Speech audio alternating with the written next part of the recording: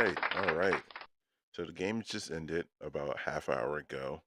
Um, had to get some stuff together, but we're here now. We are here, and we are going to just talk about some immediate reactions for this game one of the 2025 NBA Western Conference Finals. I mean, what can you say? These are two athletic, defensive-minded, but also offensively dangerous teams, both in their own special and unique ways. But I was thinking like today, like if the Wolves were actually going to pull off this upset, because I believe that the OKC Thunder, is a more supreme, more balanced, and deeper team compared to the Wolves. But when you have a superstar like Ant-Man, like anything is possible. So I was thinking, I was like, for a road team to win, like how possible or plausible is that? So I looked up some stats. In the past 5 years, for both East and Western conferences, so it's 10 series, uh, five on each side. There's been, in terms of the road team winning game one, it's happened four times in the past 5 years. And that's for, again, both East and Western Conference. Three times in the East, that happened 2020, 2021, and 2023. My memory serves me correct. 2020 should be the Miami Heat in the bubble. And that's, I want to say that's when they played and won against the Celtics. So 2021 was actually the Atlanta Hawks. They beat the Milwaukee Bucks in that game one on the road. And then 2023 was also the Miami Heat. And who did they play? I want to say they beat the Celtics.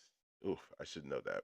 But yeah, so two times in the past 5 years was when the road team won game one and also went on to win the series. Both of those happening in the Eastern Conference. Uh, in terms of in terms of the road team winning game one in the West, that only happened one time in the past 5 years. That was last year.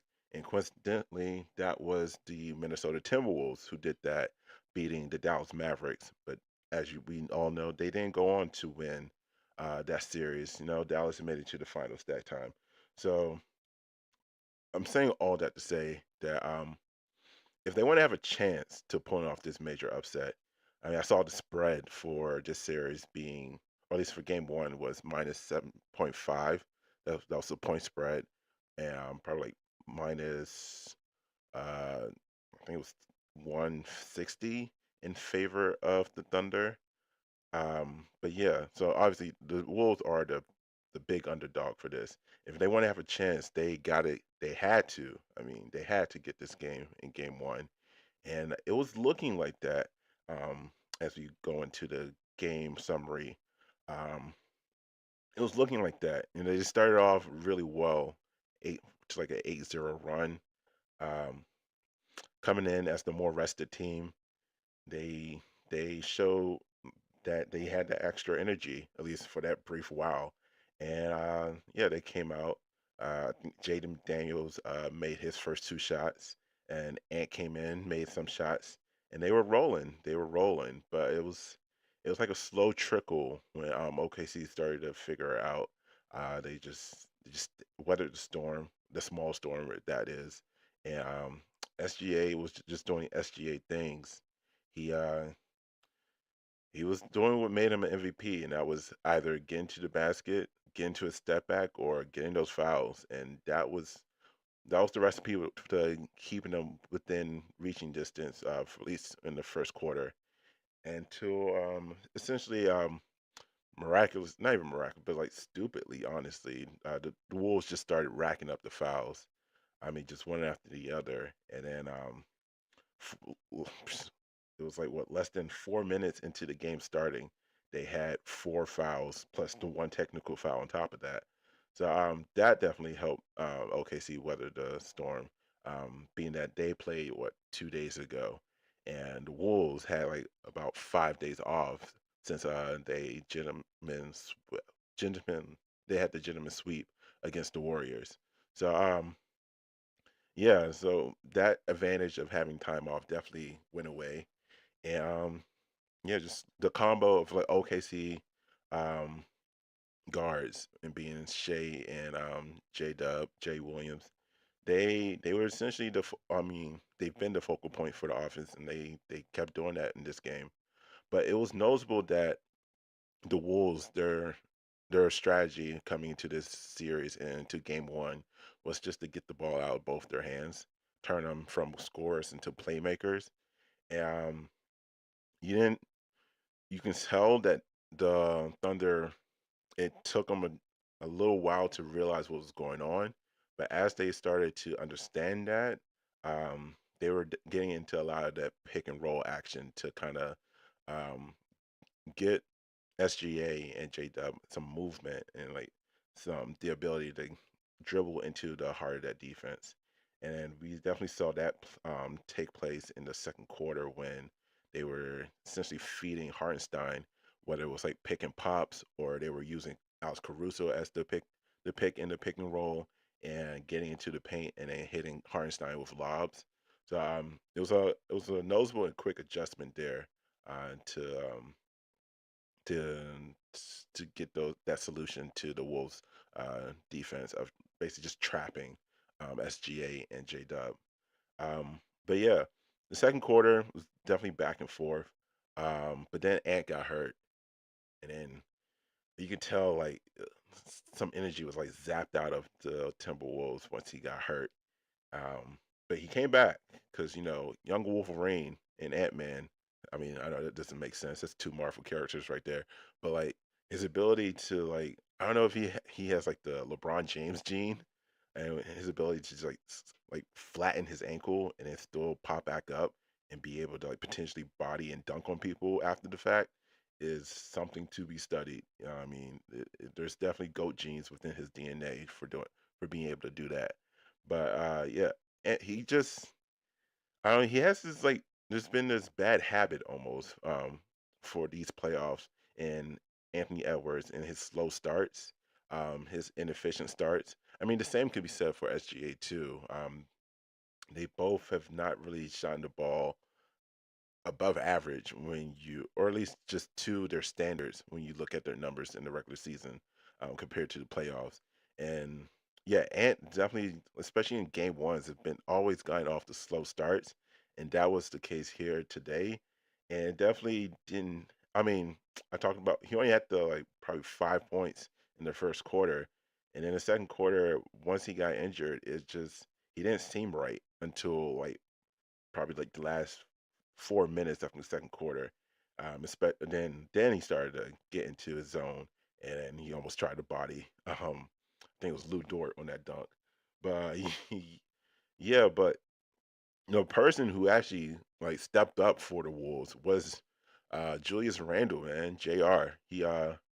He, I mean, I wrote down like he looks like the biggest mismatch or problem for OKC and their defense and the people they have on their roster to handle him. I mean, he just looks like a big mismatch out there. He's too big and too strong for your Caruso's and Cason Wallace or even maybe Lou Dort to like try to guard him.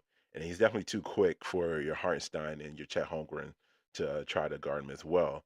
So if he's making shots like he was doing in that second quarter, that can be a real answer or something that the Wolves can lean on um, as we go deeper into the series. But so yeah, Mr. Randall definitely stepped up in the second quarter to like carry the load while Ant was going through his struggles. But it's OKC still looked like the better team. And that was like one of my main takeaways for just game one. Like, even though it was a lot of back and forth, especially in the second and third quarter, OKC still they were just still getting better shots. They were getting more live ball turnovers, which allowed them to get into fast breaks more often um, between the second and third quarter. And yeah, and then once we got to the third quarter, that's when the floodgates started to open. Not a lot, but like it definitely started to creep open, and like you can see like OKC. made some adjustments in halftime. Um, they started essentially trapping Ant Man and Randall. But basically, those strategies like make someone else beat us. Like we know those two are the primary scorers for them. We're not going to allow that to be the reason why we lose. And that's kind of what great defenses do, like in the NBA and the NFL and almost any sport. Like if you want to be great, if you want to give yourself the best chance, you got to make someone else other than the star players on your opposing team beat you. And that's what they came out and did in the second half. It was a lot of blitzing Ant Man on the pick and rolls or on screens. Um, they did allow Julius to kind of go one on one, but there's a lot more hedging on those that make him a little bit more uncomfortable. Um, and then yeah, and then basically the shots just started to go in for OKC, especially for Shea, especially for Jalen Williams, who finished the game with a really well-rounded stat line with like 18 points, 8 boards, and 8 assists. And yeah, and once you get those two playing well, once you get Hartenstein getting some buckets in the paint, and then some surrounding offense, some shooting from your others, as Shaq would say, uh, they're basically unstoppable. Like that is the recipe for their success. It's been the recipe for success for the entire season, and that's what we saw in the third quarter. And so what fourth quarter was pretty much more of the same for OKC and what they were able to establish in the third quarter. And then that was coupled with Minnesota essentially forgetting how to make shots. It's like literally someone put a lock or put a lock on the lid and also covered the lid with like a tent. Like they couldn't make anything. So especially early in that fourth quarter, and that's just allowed the lead to continue to balloon balloon up, and essentially it got away from them. I mean, the game just got away from them by like the what 5 minutes left. It was like a 12 to 13 point lead. By like 3 minutes left, it got up to like 18 to 20, and then by 2 minutes left in the fourth quarter, OKC already put in the bench. So it was definitely a tough loss for the Minnesota Timberwolves. But even looking at Ant as he walked off the court, he looked motivated. So I'm kind of expecting a decent to like really good and maybe even a historic response from Anthony Edwards. 40 piece at least. Like he looked pissed off, and I think it was like a culmination of both like having a bad shooting game and also like tweaking his ankle. He probably felt like he wasn't able to show what he was capable of doing, what we all know he's capable of doing. And yeah, so I'm gonna get into the takeaways for of this game one. Um Wolves defense. Wolves defense, it looked good in the first half. It looked like they had a solid plan, or were at least they were really executing on their plan to, like I said, force anybody but SGA and J Dub to get points. Essentially, they were making like Hartenstein and Caruso and Case and Wallace and all the other role players on the team like essentially carry the burden of like scoring more points, and that was allowing them to not only stay in, but like they got the lead up to like I think 10 points respectively for themselves in that second quarter. But we just saw the essentially the class of what OKC has been for the past this whole year, um, and their ability to not only force those turnovers to get themselves back into the game, but continue to just make the Wolves take tough shots. Like it was obvious, and this is another takeaway that for OKC, they just wanted to make the Wolves make perimeter shots. They were, like I said, blitzing Ant, essentially walling up and keeping him from getting to the paint. The only time he really got into the paint was when in transition or like the semi transitions. But for the most part, it was a lot of double teams. It was a lot of different looks. And then and was also just like passing up the ball, which is definitely what OKC wanted, was hoping to see happen. Essentially, they made them passive and definitely worked to their advantage. Julius Randle, like I said, looks almost like the perfect mismatch for OKC defense in their roster. Like I said, it's too big for the guards and too quick for the big guys. But he definitely, I mean, OKC definitely made some adjustments and basically put his put his ass in witness protection in the third quarter. There, like he had 0 points, 0 points in the third quarter. I think he had 8 points in the second half after having like 20 yeah 20 points in the first half. So I mean, they definitely they definitely appreciated or like they understood that he was getting too good looks and they made adjustments there. But yeah, going back to Anthony Edwards, man, Mr. Edwards, Mr. Ant Man, Mr. Face of the League, we need more, honestly. We need more than 0 points in the fourth quarter. We need more than 18 in the game. We need better than just minus 23 plus minus for the entire game. I mean, that was the worst on the team. We need more. Like Minnesota fans need more, and quite frankly, us as a the objective NBA fans, not even objective, but like I mean, I'm not rooting for any of these teams per se, but I'm just rooting for good basketball.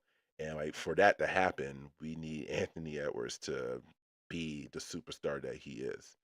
Um, but yeah, the Wolves, quite frankly, there's a lot to learn.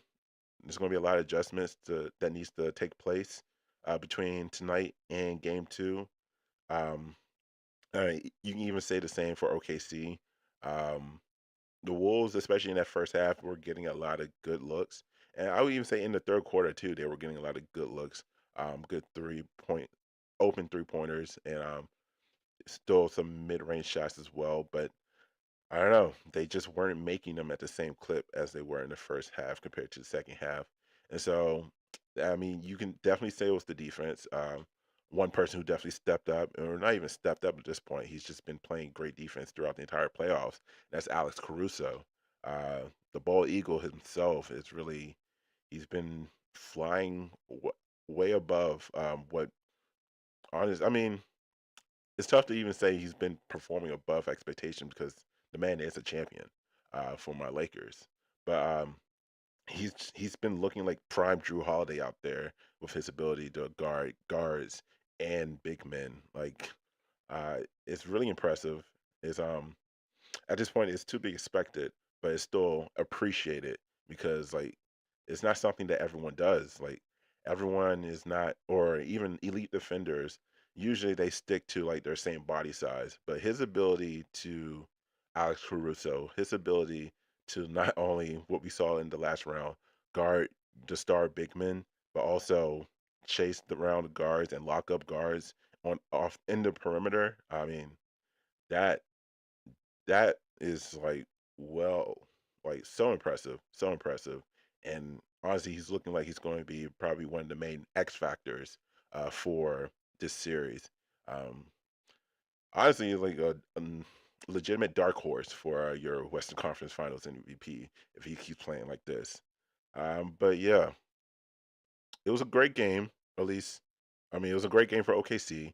But just watching, it was a great game one. At least for like 60% of it. Definitely got away, or grew into a blowout there in late in the fourth quarter. But there was a lot of things to learn. There was, I think, the third quarter, like somewhere in between second and the third quarter, we kind of saw essentially a semblance of what to expect from this series if both teams are executing at the levels they expect to. And it's just going to be a lot back and forth, some great defense from both sides. But if I were to be worried for the Minnesota Timberwolves, only scoring 88 points, um, yeah, that's not great. That's not great at all, especially only scoring 88 and losing by like 20, 22 points um, to this OKC team who weren't even shooting well in their respective. Yeah, that's kind of worrying. And again, just from a fan who has no horse in the race, but just watching because I love basketball. Um, if we want to see great basketball, we're going to need this, or not. not even just great basketball, but a competitive series, we need the Wolves and especially Anthony Edwards to step it up. And I think he could do that because he is that man. He is him. But yeah, so looking uh into the future to or at least tomorrow that is for Knicks Pacers. That should be another game with two contrasting styles almost. Your Pacers are a little similar to how OKC plays on offensively in terms of they're definitely more higher pace. I think I want to say in the regular season, OKC was like fourth in pace, offensive pacing, and Pacers were like right behind them at fifth. And so and then again, with the contrasting styles, your Wolves were like in 20 ranked 24 out of 30 in terms of offensive pace, and Knicks are bottom five in the league when looking at offensive pace. So yeah, when they say styles make the fight, we definitely got two different styles in both the Western and Eastern Conference Finals. And so again, looking forward to Pacers Knicks. It should be great. Uh, yeah, first game is in New York because New York is higher seed. I'm expecting to see, I mean, not only that crowd to be insane, but I'm expecting to see Jalen Brunson kind of have a similar role to what Shea kind of showed us today. Um, Definitely Pacers, like they have smart coaches. They're going to come out with some type of new look for Brunson, especially since considering the fact that they played him what 3 times in the year, and they also played him last season. They have a lot of stuff to go on in terms of how to adjust to his caliber of play. Excuse me, but I'm expecting him to like being forced to like get off the ball, to pass more, because again, great defenses force you to force other no, excuse me the other team to no what am I trying to say? They force the star players on the other team to not beat them. That's what great defenses do, and I think when looking at the Final Four for NBA right now, all four of these teams are capable and um, honestly to be expected to play and have great defenses and defensive strategies, and that's definitely what they're going to do. So, looking for like someone like Josh Hart and um, probably even OG Anunoby to score more than what people may be expecting because I think the Pacers are definitely going to try to get the ball out of Brunson and Cat's hand. And Mikel actually is probably going to score more at a higher clip too because he's also can be like an outlet playmaker for them. So, but yeah, I'm expecting the first half to be definitely a filling out process, same similar to how it was tonight. But I think Knicks can get game one just off of the energy in the building alone, being that this is the first conference finals for for the Knicks in like what since '99, since 2000, I think. Basically, it's been a while. So before like 60% of their fans were even born at this point. But yeah, I think Cat is going to be the X factor there because looking at the Pacers and their roster, I mean, the closest person they have to be able to handle Cat is obviously Miles Turner. And even if you look back at their history, playing I mean, they've both been in the league for about 10 years now. And Cat has really done well with that matchup. So that is something to be note of or take note of. If Cat gets off to a high start, how will the Pacers and their defense adjust to that? But also, again, going back to those contrasting styles, I'm definitely going to be interested to see if the Pacers are able to speed up the Knicks and what they do, and just like how well that high octane offense is going to disrupt the flow of the game for the Knicks. So yeah, it should be a great game. Um, I will definitely, on a channel note, will definitely try to do a more immediate first reactions to that game. maybe even live stream it during the game. We'll see. We'll see how my schedule looks. But I'm really excited. I'm hoping that we'll have more people in the stream as well. Shout out to the one viewer that's here. Say something in the chat if you haven't already. But I appreciate everybody for, or at least all the future viewers for coming through. And yeah, this has been Beyond the Arc live reaction to Game One of the Western Conference Finals. And see you tomorrow to watch the Eastern Conference Finals.